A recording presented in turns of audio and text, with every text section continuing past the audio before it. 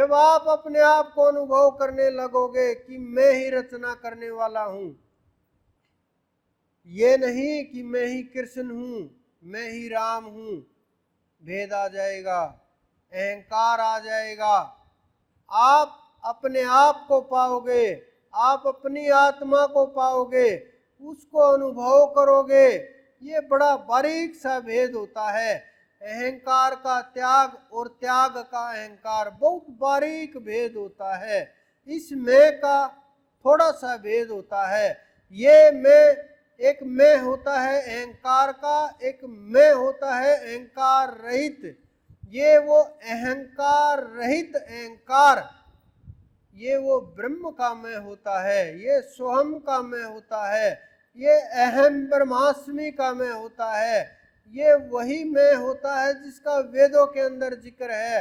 ये वही मैं होता है जो श्री कृष्ण ने बार बार अपने मुख से प्रयोग किया। सैकड़ों बार उन्होंने अपने मुख से इस मैं का प्रयोग किया कि मैं ही सृष्टि का रचयिता हूँ, मैं ही सृष्टि को धारण करने वाला हूँ, मैं ही सृष्टि को चलाने वाला हूँ। सब कुछ उन्होंने जो शब्दों का प्रयोग किया वो उन्होंने अपनी आत्मा के अंदर स्थित होकर के किया। देखो, शरीर तो उनका भी गया, शरीर तो चला गया ना। आप ढूंढो उनके शरीर को, कहाँ है उनका शरीर, जाना पड़ा उनको भी। तो कौन तत्व था जो उन्होंने कहा कि कभी नष्ट नहीं होता? तो कौन तत्व था जो उन्होंने कहा कभी पैदा नहीं होता? कौन तत्व था जिसके बारे में ये कहा कि ये तो अजर अमर है?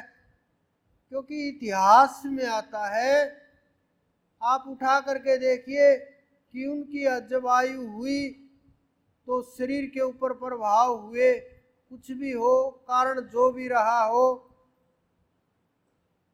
कि ये लिखते हैं कि उनके पैर में तीर लगा और शरीर छोड़ के चले गए। कारण चाहे जो भी रहा हो, चाहे उन्होंने योग द्वारा शरीर छोड़ा हो, मैं ये नहीं मानता कि उन्होंने योग द्वारा शरीर नहीं छोड़ा होगा, क्योंकि वो योग सिखाने वाले हैं, वो योग का मार्ग दिखाने वाले हैं, वो योग का जीवों को उपदेश दे करके जगाने वाले हैं। वो जागे हुए महापुरुष जिनका हर समय आत्मा में स्थिति होती है। वो इतनी तेजस्वी आत्मा बिना योग बल के नहीं जा सकती।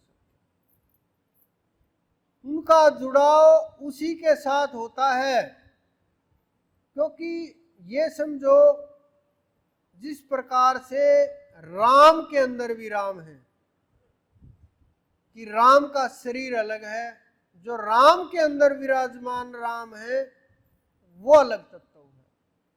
उसी प्रकार से श्री कृष्ण भी शरीर अलग तत्व है।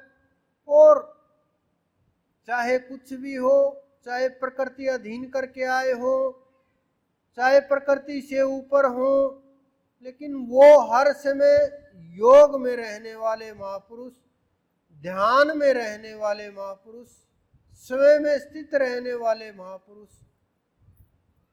क्या मात्र एक तीर से प्राण छोड़ देंगे? यह संभव है, क्योंकि वो उन्होंने अपने योग को साध लिया, उन्होंने अपने प्राण को साध लिया, उन्होंने अपने आप को जान लिया। अपने श्वास के द्वारा योग के ऊपर चढ़ करके और सवार हो करके तब वो निकलते हैं। ऐसा नहीं कि वो गए, तीर लगा और साधारण आदमी की तरह से प्राण छटपटा करके छूट गए। ये योगियों के साथ घटनाएं नहीं होती। योगी किसी भी परिस्थिति में हो, चाहे उनकी गर्दन उतारी जाए, बहुत से उदाहरण है इतिहास के अंदर, हमारे ऋषि मुनियों के सिर उतार दिए गए, बहुत से उदाहरण हैं, लेकिन वो योग में स्थित थे, फिर भी उन्होंने अपनी योग को नहीं छोड़ा, उन्होंने अपने ध्यान को नहीं छोड़ा, वो उसी में स्थित थे।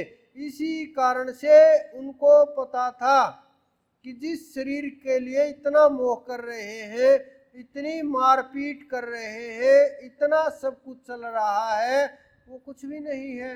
ये तो आज नहीं तो कल छोड़ करके जाना है। ये तो बीच में भेद और है कि जब शरीर मिट जाएगा तो भेद ही खत्म हो जाएगा। आत्मा और परमात्मा का कुछ आवश्यकता ही नहीं रहेगी, कुछ दैनिक जरूरतें ही खत्म हो जाएंगी। शरीर का ढोर रहे इसको भी पीछा छूट जाएगा।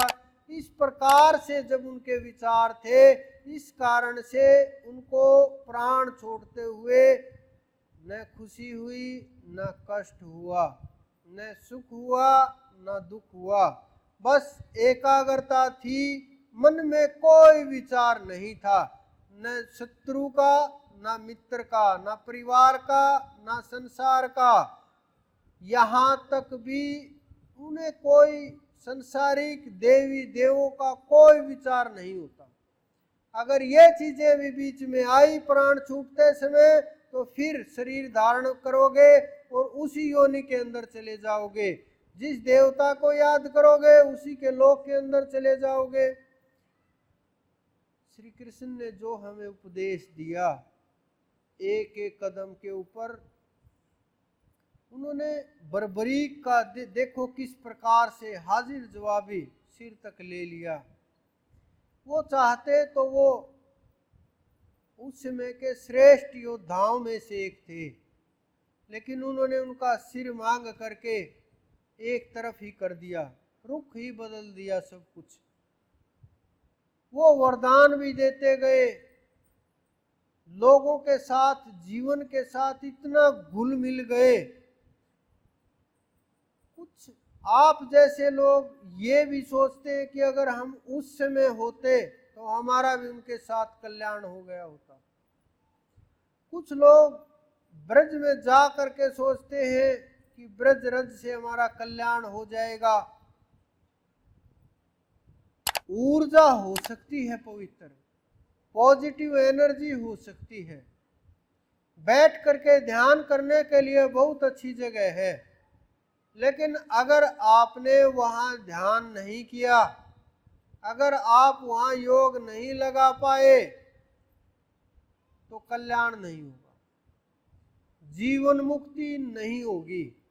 मैंने बहुत से ऐसे साधु संत जो बड़े बड़े जिनके नाम हैं, जिनके नामों के ऊपर पूजा पाठ होती है, पंथ चल रहे हैं, बहुत बड़े बड़े जिनके नामों के ऊपर धर्म चल रहे हैं, उनको रास्ते में छटपटाते हुए देखा है। ये केवल मेरा अनुभव नहीं है, हमारे ऋषि मुनियों का अनुभव है, जो वहाँ उस दरबार तक पहुँचे हैं, जिन्होंने उसकी खोज की है। उन्होंने सीढ़ी दर सीढ़ी वर्णन किया है, कहाँ कहाँ कौन कौन पड़ा हुआ है, रास्ते में किस किस को कहाँ कहाँ रोक लिया गया। लेकिन जब आप समर्थ का हाथ पकड़ करके चलोगे, रोकने वाला नहीं होगा।